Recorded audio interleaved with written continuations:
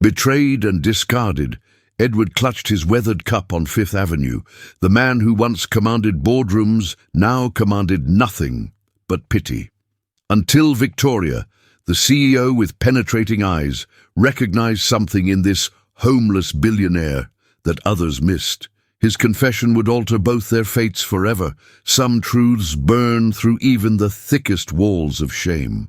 Edward pulled the fraying blanket tighter around his shoulders as the December wind tunneled between Manhattan's skyscrapers, carrying memories of boardrooms where his word had once been law. 56 years of life had carved deep lines into his face, but the last 18 months had etched canyons where smile lines used to be, transforming him into someone unrecognizable even to himself. The cardboard sign beside him read simply, "Anything helps." Though what he truly needed, his reputation, his dignity, his name, couldn't be spared by passing strangers dropping quarters into his cup. He had become invisible in a city of millions, a ghost haunting the same streets where limousines had once stopped traffic for him, where maitre d's had once fawned over his reservations, where business publications had once featured his face beneath headlines proclaiming his financial brilliance. His fingers, once manicured and adorned with a watch worth more than most people's homes, were now cracked and reddened from exposure, trembling slightly as he arranged his meager possessions in the alcove of a towering financial institution he had once helped finance. The irony wasn't lost on him. Seeking shelter in the shadow of monuments to wealth he had helped build, monuments that now stood as reminders of everything he had lost when the accusations flew and his empire crumbled overnight. Edward watched the stream of people moving past him, their eyes sliding away from his presence with practiced ease, the unconscious choreography of urbanites, avoiding acknowledgement of human suffering. He remembered performing that same dance himself, back when he was on the other side, back when compassion seemed like an affordable luxury rather than his only hope for survival. The sun began its descent behind the cityscape, casting long shadows that seemed to reach for him like the hands of old ghosts, former partners, betrayers, accusers. Edward had long ago stopped trying to explain himself to those who had condemned him without trial, stopped defending himself against headlines that proclaimed his guilt without evidence. The financial scandal that had destroyed him had been elegant in its simplicity, devastating in its execution. Someone had needed a fall guy, and Edward Harrington, with his high profile and his tendency to make powerful enemies with his uncompromising ethics, had been the perfect candidate. Evidence had been fabricated, witnesses coached, accounts manipulated, and by the time he realized what was happening, his assets were frozen, his reputation was in tatters, and his so-called friends had scattered like leaves in a storm.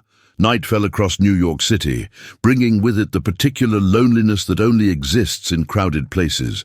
The buildings around him blazed with light from offices where people were working late, their silhouettes moving behind glass like actors on distant stages.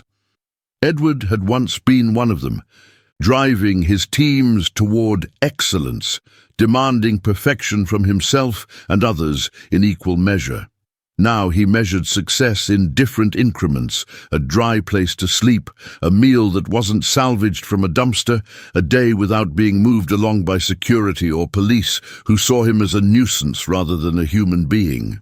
He had learned to be grateful for small mercies, to find dignity in the absence of all external markers of worth. It was a harsh education, but one he had embraced with the same determination that had once made him a billionaire.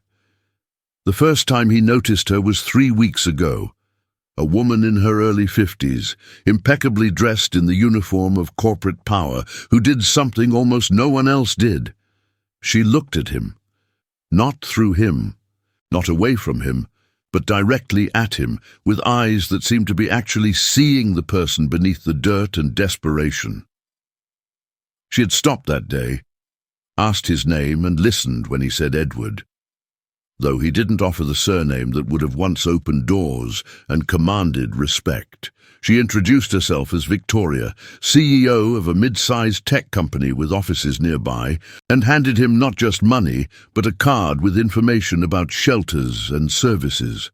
It was a small kindness, but in his world of calculated indifferences, it shone like a beacon. Each day since, she had stopped briefly on her way to or from her office, sometimes bringing coffee, sometimes just a few words of genuine human connection that reminded him he hadn't always been defined by his current circumstances. Tonight, as Victoria approached with 2 paper cups of steaming liquid, Edward made a decision that surprised even himself. For weeks, he had been careful to maintain the persona of just another unfortunate soul, one of the many anonymous homeless people that populated the city's streets. But something about her consistent kindness had breached the walls he had built around his former identity, around the truth of who he was and how he had fallen so far. Perhaps it was exhaustion, perhaps it was a desperate need to be known by someone, anyone, as the person he truly was, rather than what circumstances had made of him. Whatever the reason, as she handed him the cup with a smile that held no pity, only warmth, Edward heard himself say words he had sworn never to speak again. "My name is Edward Harrington, and I think it's time I told you who I really am." Victoria Reynolds froze with her coffee halfway to her lips. The steam, curling between them like a question mark, made visible. The name Harrington triggered immediate recognition. It had been splashed across financial news, business journals, and scandal sheets 18 months ago, when one of the most respected investment moguls in the country had allegedly orchestrated a massive fraud scheme that collapsed like a house of cards. Billions had vanished. Investors had been devastated, and Edward Harrington had disappeared completely after being systematically destroyed in both courts, legal and public opinion. She studied the man before her with new eyes, searching for traces of the commanding figure she had seen in countless photographs and television interviews before his fall.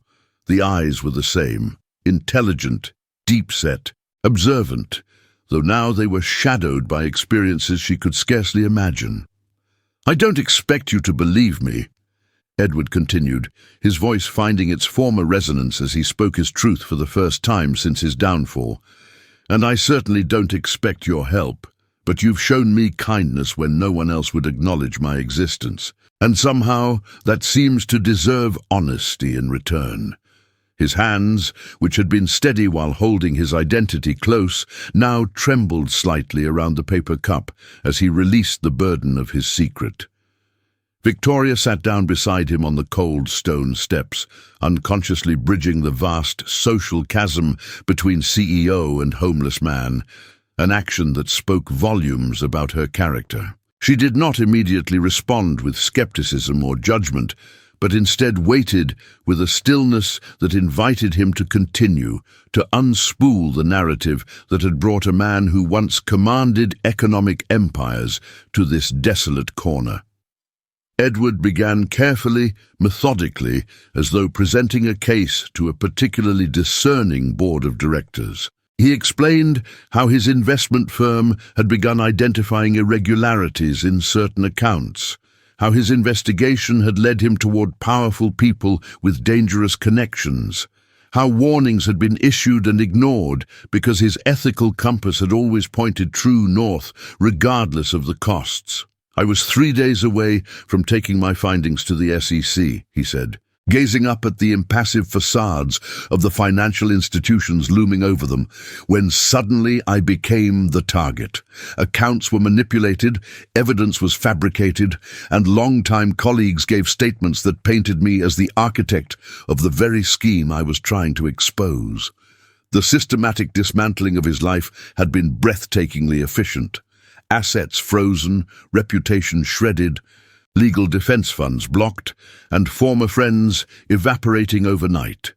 Victoria listened without interruption as Edward described the particularly American tragedy of a man defined entirely by wealth and position suddenly finding himself with neither. His identity, so long entwined with his success, had been severed from him along with his resources. Family members who had enjoyed his generosity now pretended not to recognize his name when he called seeking shelter. Former partners who had profited immensely from his business acumen now publicly condemned him to protect their own reputations. Even his legal representation had abandoned him when it became clear his accounts had been drained and frozen through legal maneuvers he still didn't fully understand. "I went from having everything to having nothing in the span of 72 hours, he said, with the detached tone of someone describing an academic case study rather than the collapse of his own life. But the strangest part was discovering that everything hadn't included a single person willing to stand beside me when I could no longer offer anything in return." The night deepened around them as Edward continued, explaining how he had lived first in a modest hotel until those funds too were seized, then in his car until it was repossessed, and finally on the streets when all other options evaporated. He described the learning curve of homelessness, where to find relative safety, how to maintain some semblance of cleanliness, which shelters to avoid, how to defend the few possessions that remained to him. "The hardest part," he admitted, his voice dropping to a register that seemed to contain all the dignity he had fought to retain, wasn't the physical discomfort or even the hunger. It was becoming invisible. People I had done business with for decades would walk past me without a flicker of recognition, not because I was so transformed they couldn't identify me, but because they had trained themselves never to truly see people like what I had become. The irony that his downfall had taught him more about humanity and himself than his decades of success ever had, was not lost on him. Victoria's silence had evolved from skepticism to thoughtful consideration as Edward's story unfolded with too many specific details and emotional truths to be a simple con. Her analytical mind began connecting pieces, comparing his account with what she remembered of the scandal that had briefly dominated business news before the world moved on to fresher sensations. "I need to ask you something," she finally said, her voice gentle but direct in the way that had helped her navigate the male-dominated tech world to reach her current position. "If what you're saying is true, and I'm not saying it isn't, why tell me? Why now? What is it you think I can do when the entire system was apparently aligned against you?" The question wasn't accusatory, but practical. The response of someone who approached problems with the intention of solving them, rather than simply acknowledging their existence. Edward's answer came after a long moment of consideration, his eyes focused on something distant, perhaps the man he had once been, or the future that had been stolen from him. "I'm not telling you because I expect salvation," he said finally, each word carefully chosen. "I'm telling you because for 3 weeks you've treated me like a human being worthy of dignity and basic kindness. That creates a debt that can only be repaid with truth." He paused, the ghost of his former commanding presence flickering across his features. "As for why now, I suppose even the fallen need to be known for who they truly are by at least one person in this world. Before you, there seemed little point in reclaiming an identity that had been so thoroughly destroyed. But you've reminded me that I am still Edward Harrington, regardless of what they took from me. And Edward Harrington was never a man who surrendered to injustice, even when fighting it seemed hopeless. It was a declaration not of expectation, but of resurrection, the first stirring of a spirit that had been buried but not extinguished beneath months of survival and anonymity. Victoria's penthouse office commanded a sweeping view of the Manhattan skyline, the same buildings that Edward had once gazed up at from the street below. 3 days had passed since his revelation, and against all rational business instinct, She had invited the former billionaire to her corporate headquarters. Edward stood now before the floor-to-ceiling windows, freshly showered and wearing clothes she had purchased for him, not the bespoke suits he had once favored, but dignified attire that acknowledged the man rather than his circumstances. The transformation was remarkable. With proper grooming and attire, the phantom of the financial titan he had once been emerged from beneath the layers of hardship. Victoria observed him from her desk, still weighing the evidence he had provided against the considerable risk she was taking by involving herself in his situation. Her company's board would have collective apoplexy if they knew their CEO was consorting with the most notorious financial pariah of the decade. I've had my security team pull every article, court document and financial record related to your case, Victoria said, gesturing to the extensive files displayed on her multiple monitors. The technology executive had approached Edward's story as she did all complex problems, with methodical research, data analysis, and a willingness to question established narratives.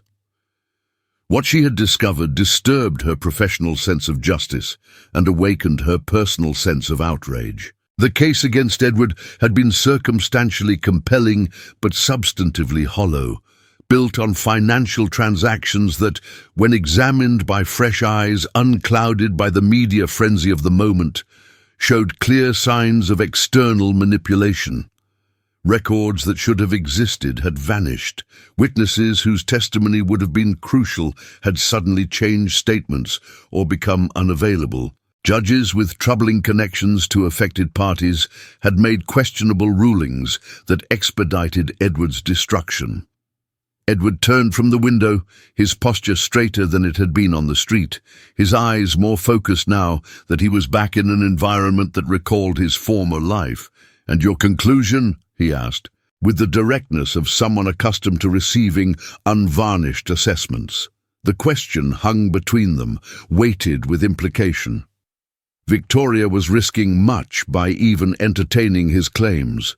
To move beyond that, into active assistance, would potentially put her own carefully built career and company in jeopardy. She was no crusader by nature, but rather a pragmatic businesswoman who had navigated the treacherous waters of technological innovation and corporate politics through careful calculation and strategic decision-making. Yet something about Edward's story, and perhaps more importantly, the dignity with which he had endured his fall, had awakened a sense of moral imperative she usually kept subordinated to practical concerns. "My conclusion," Victoria replied, standing to face him across the expanse of her minimalist office, "is that you were methodically destroyed by people with significant resources and influence who needed a scapegoat for their own malfeasance." Her words were measured, her tone precise in the way that had earned her respect in boardrooms across the country. The financial trail is deliberately obscured, but not impenetrable. The legal proceedings were expedited in ways that suggest coordination beyond normal judicial efficiency, and the media narrative was suspiciously uniform in accepting your guilt without the investigative skepticism that usually accompanies cases of this magnitude. She paused, studying his reaction, not seeking gratitude for her belief, but gauging his response to her assessment. Edward remained still, his expression revealing nothing beyond focused attention, the practiced poker face of a man who had once made decisions affecting billions of dollars. Victoria continued her analysis, moving to a holographic display that showcased the complex web of financial transactions and corporate entities involved in Edward's downfall. "Three names keep appearing in my research, though always at arm's length through subsidiaries and proxies," she explained, highlighting connections that formed a pattern invisible to casual observation but clear to someone with her analytical skills. Preston Whitmore, James Devereux, and Senator Harriet Chen, all of whom stood to lose considerably if your investigation into irregular trading patterns had continued. The names were not unfamiliar to Edward. All three had been peripheral figures in his former world, powerful enough to command respect, but not so prominent as to attract scrutiny. Victoria's research suggested they had been at the center of a complex scheme that had required his removal when he inadvertently threatened their operations. Edward absorbed this information with the calculated calm that had once made him a formidable negotiator, but beneath that composed exterior, something long dormant was awakening. For 18 months, he had focused solely on survival, on maintaining some core of dignity, while everything external had been stripped away. Now, hearing Victoria articulate what he had suspected but been unable to prove, he felt the first stirrings of a different kind of hunger, not for food or shelter, but for vindication. "Even if everything you've uncovered is accurate," he said finally, his voice steady but underlaid with intensity, "these are powerful people with seemingly unlimited resources. My attempts to fight back were systematically neutralized. What makes you think your intervention would yield different results?" It wasn't a challenge, but a legitimate question from a man who had already witnessed the devastating efficiency with which influence could be weaponized. Victoria's response was not immediate. She moved deliberately to her desk and activated a secure protocol on her computer system that would prevent their conversation from being recorded or transmitted. Only then did she turn back to Edward, her decision apparently made. "3 reasons," she said, raising one finger.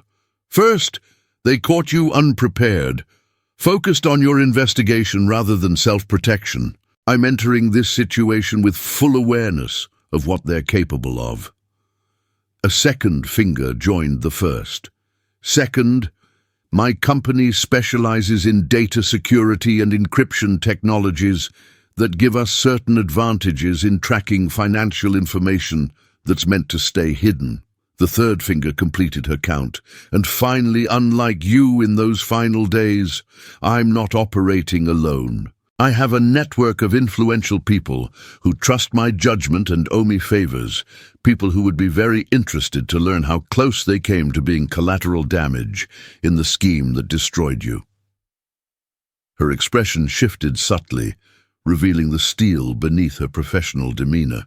"Make no mistake, Edward, this won't be easy or quick, but I believe in fighting for what's right, especially when the odds seem insurmountable. That's how I built my company, and that's how we're going to rebuild your life." The moment stretched between them, charged with the weight of commitment and the recognition of shared purpose transcending their different circumstances. Edward had walked into Victoria's office as a homeless man granted temporary reprieve from the streets.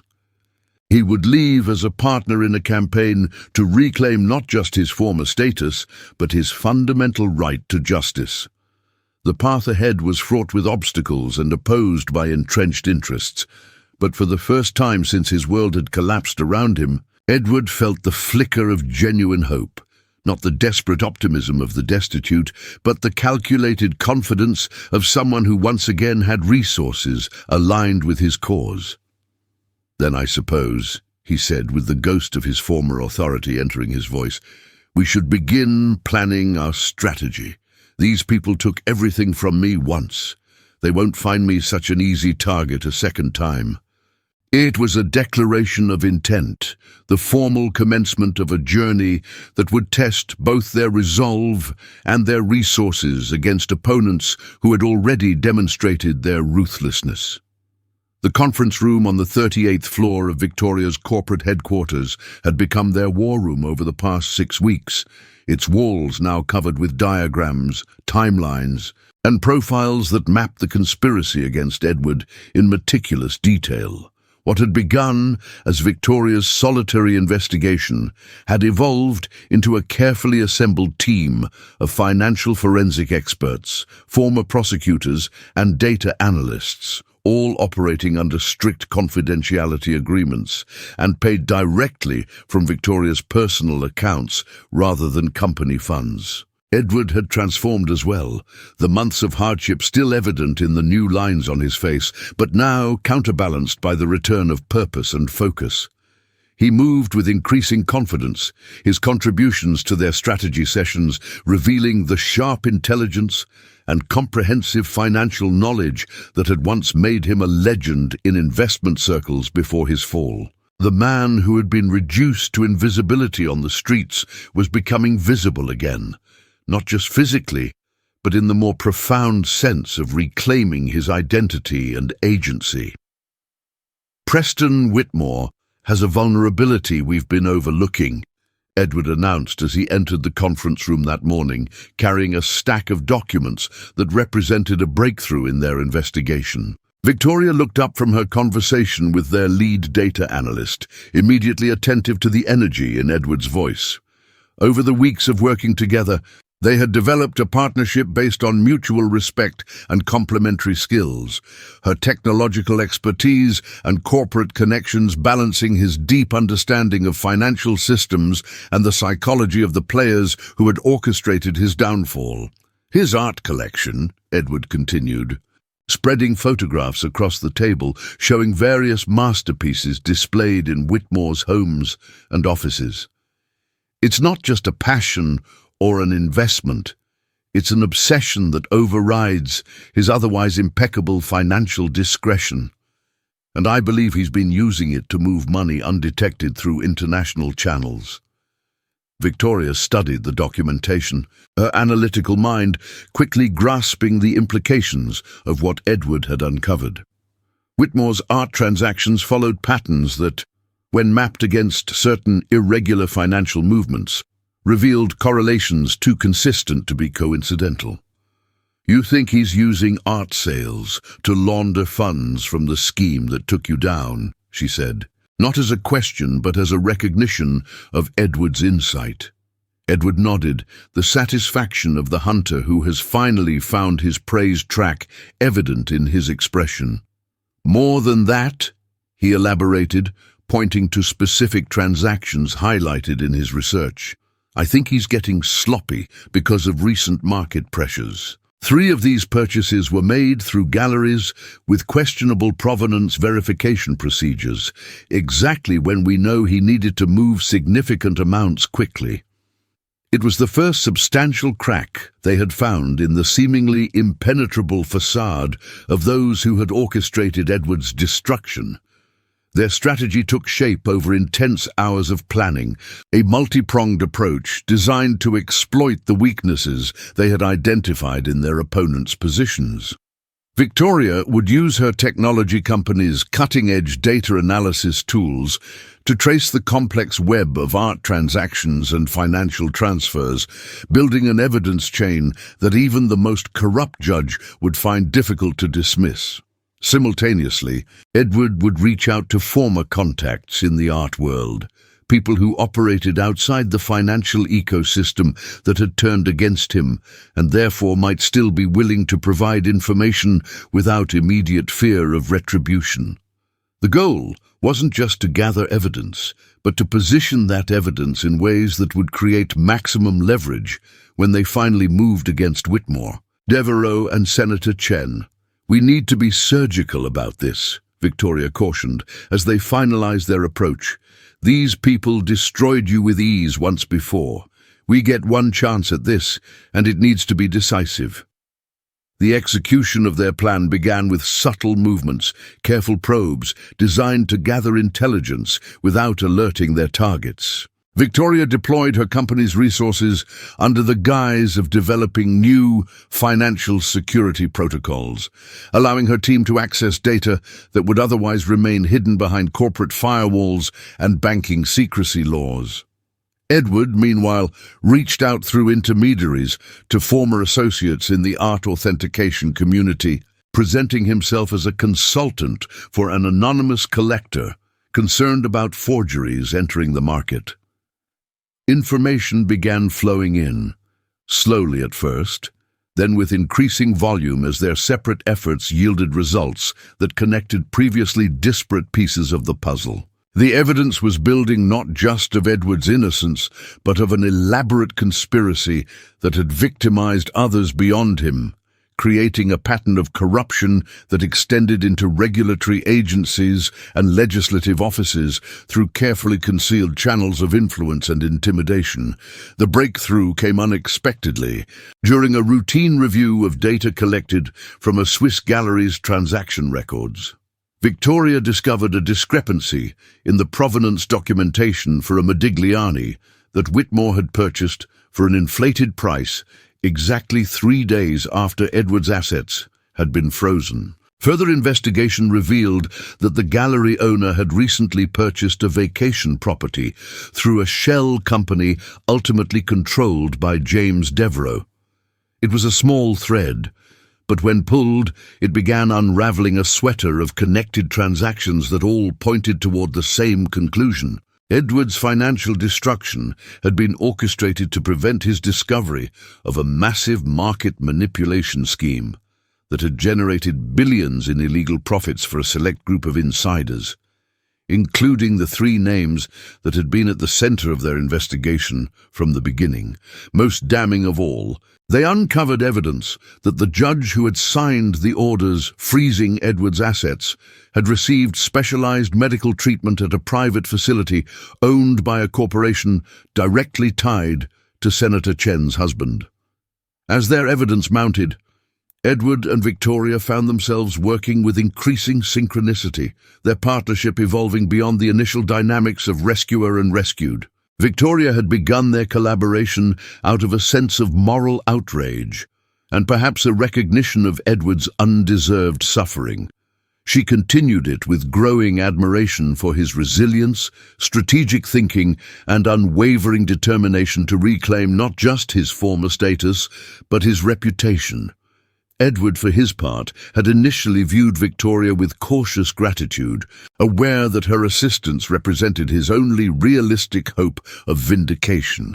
That perspective had transformed as he witnessed her fierce intelligence, ethical conviction, and willingness to risk her own considerable achievements to right an injustice that most in her position would have prudently ignored. They had become genuine allies in a cause that transcended personal interest, forging a bond through shared purpose that neither had anticipated when they first spoke honestly on those cold stone steps.